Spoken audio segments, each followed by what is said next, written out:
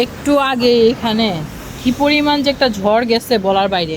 আমি ছিলাম এই যে এই সাদা কাপড়টা যেখানে ওইখানে, যখন ঝড়টা শুরু হয়েছে ওইখান থেকে ওই যে মোটরসাইকেলগুলো যেখানে ওইখানে ঝড়টা শুরু হয়েছে। তারপরে মানে সেকেন্ডের মধ্যে একেবারে ধুমধাম বৃষ্টি পড়ে পুরা শরীর টরীর সব ভিজাই দিছে। তারপরে হচ্ছে তারপর শুরু হয়েছে বাতাস, এই পর্যন্ত আসতে আসতে শুরু হয়েছে বাতাস। তারপরে এই দোকানটা চশমা এই যে দেখেন এটা হলো আমার ছাতাটা, ছাতা ভাঙ্গা টাঙ্গে কি অবস্থা হয়েছে, এই ছাতা উঠে গেছে। পরে হচ্ছে এই দোকান চশমার দোকানে এখানে দাঁড়িয়েছিলাম অনেকক্ষণ।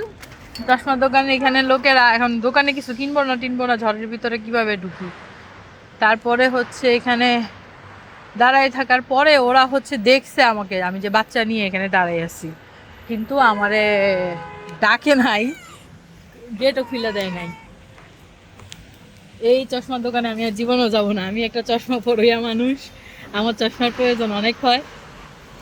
ওরা আমার মতো একটা পটেনশিয়াল কাস্টমার হারাইছে শুধুমাত্র হসপিটাবিলিটির অভাবে।